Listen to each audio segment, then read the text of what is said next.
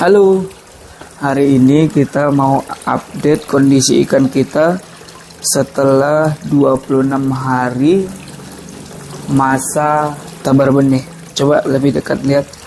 Nah, ini kondisi nila kita setelah masa tebar benih selama 26 hari. Nah, ini umur 26 hari setelah tebar benih. Nah, mulai besar-besar nih. Nah, ada yang baru yang kita ambil kemarin. Nah, ini adalah gurame sebanyak kurang lebih 50 ekor, tapi ada dua jenis, satu merah, gurame merah, satu gurame hitam. Nah, untuk besarnya juga agak berbeda sedikit nih. Ada yang sudah besar sekitar 9 karena memang secara bibit kemarin pas kita beli tidak cukup. Nah, kemudian yang di paling bawah ini ada ikan mau kita coba-coba nih, ikan mas koi.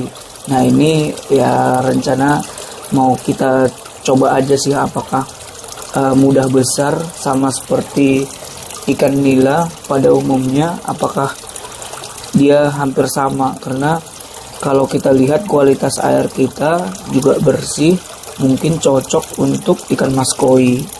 Nah, kalau yang ini masih tetap ikan nila kita, hanya saja kemarin sudah kita bedakan ikan nila yang sudah besar kita masukkan ke yang ini, kemudian yang tergolong kecil kita masukkan ke ini, ember yang satu ini. Nah, tapi untuk ikan yang besar kita masih ada satu lagi di yang atas. Nah, di sini ada sekitar kalau nggak salah 5 atau 6 gurame lagi yang sudah siap dipanen sebenarnya.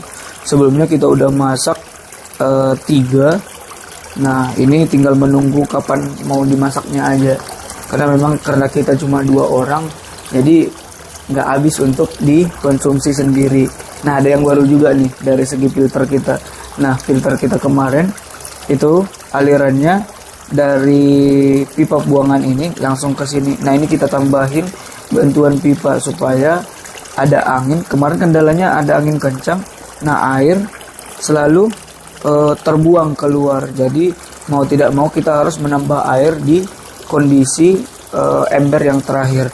Nah, dengan seperti ini alirannya masih tergolong cukup deras. Coba lihat lebih dekat lagi sebelah sini.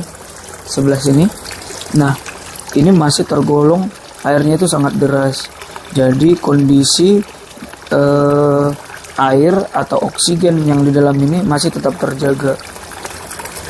Nah, untuk ini sudah kita modif lagi. Nah, ini kita panjangin. Kemarin ini ada kesalahan sedikit, tidak rata. Ini agak kita merengkan ke posisi ember ketiga supaya aliran ke posisi ember ketiga ini semakin deras. Nah, ini udah semakin deras nih aliran-alirannya. Jadi semakin cepat laju aliran dari pipanya, semakin bagus kondisi air dan kondisi ikannya.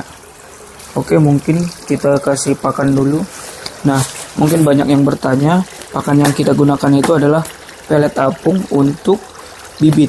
Nah, ini mungkin harganya kalau tidak salah sekitar 8 sampai 10.000 per kilogramnya.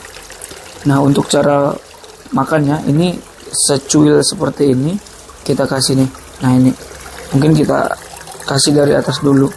Nah, ini ikan gurame kita masih malu-malu untuk lihat kita. Nah, lihat lebih dekat. Nah, ini masih malu-malu nih. Nah, ini sebanyak 50 ekor. Nah, guramenya ini kalau nggak salah yang merah itu ada sekitar 20-an. Nah, enaknya beri pakan nila dengan gurame. Nah, kalau gurame masih banyak malu-malunya nih. Nah, ini yang besarnya udah keluar. Nah, mungkin kita kasih sebelah sini aja. Masih agak malu-malu, kita biarin aja. Oke, nah ini kita yang tunggu-tunggu untuk pemberian pakannya. Nah, dia udah tahu ini kita mau kasih berikan pakan. Nah, coba lihat. Nah, kita lihat. Nah, Ini respon si ikannya sangat bagus, berarti si ikannya ini sehat.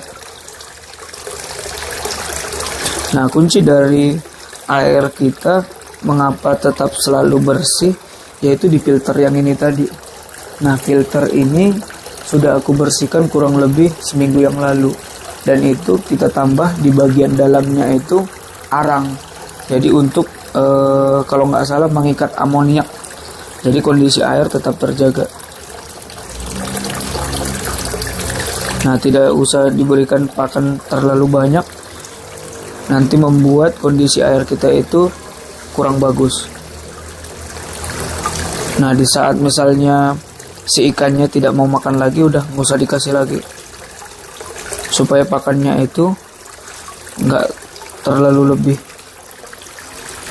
Nah, ini ikan yang kecil tadi. Nah, ini nila kecil atas pisah dari si yang di sini kemarin. Jadi yang kecil-kecil ini kenapa kita pisah, supaya perkembangannya semakin cepat juga, tidak kalah saing dengan yang besar ini tadi. Itu kondisi ikan yang lagi sakit nih. Ini harus dipisah segera. Yang ini nih. Nah, ini adalah, coba lihat.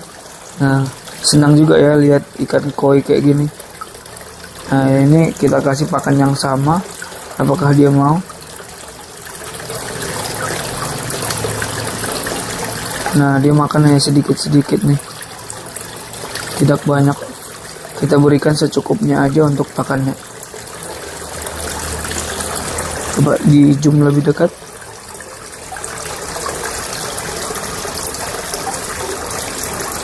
Nah, itu untuk kondisi ikan kita. Nah, kita mau ambil ikan yang kondisi sakit tadi nih.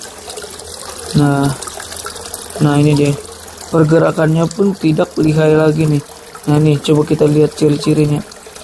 Nah, ini insang udah mulai memerah. Nah, kemudian banyak bercak-bercak merah. Nah, insang udah memerah nih. Nah, ini kondisi ikan yang sudah sakit. Nah, ini mungkin masih bisa tertolong. Kita taruh di sini aja, tempat ikan gopi kita. Ya, semoga dia sehat sih. Nah, kalau kita campurkan di sana, takutnya bisa terkontaminasi untuk ikan-ikan yang lain. Nah, hal yang seperti tadi itu adalah suka duka untuk ternak ikan. Jadi kalau semisalnya ada bilang, nah ikan saya 100% jadi dari mulai tebar bibit sampai masa panen. Nah, itu bullshit, tidak ada. Jadi kalau perkiraan saya, setelah kemarin masa tebar, itu mungkin ada sekitar 20 ekor yang mungkin jumlahnya bibit kita itu kalau nggak salah sekitar 70-an. Nah, sekarang yang udah meninggoy itu ada 20-an. Jadi kalau persentase kita masih tinggi dari segi kegagalan, itu wajar. Namanya kita masih belajar dan terus belajar untuk memahami gimana sih prinsip ikan sesungguhnya. Karena yang perlu tahu, setiap ikan beda pola penanganannya, baik itu nila, ikan gurame, kemudian ikan mas koi, dan ikan emas. Jadi kalau banyak bilang belajar budidaya itu gampang, nah gampang kalau kita tahu triknya. Tapi kalau kita belum memahami gimana sistem sirkulasi air, kemudian pola si ikannya, itu susah. Oke, mungkin itu aja update untuk hari ini. Jangan lupa like, comment, subscribe, dan share ke teman-teman kalian semua. Sampai jumpa di video selanjutnya. Bye bye.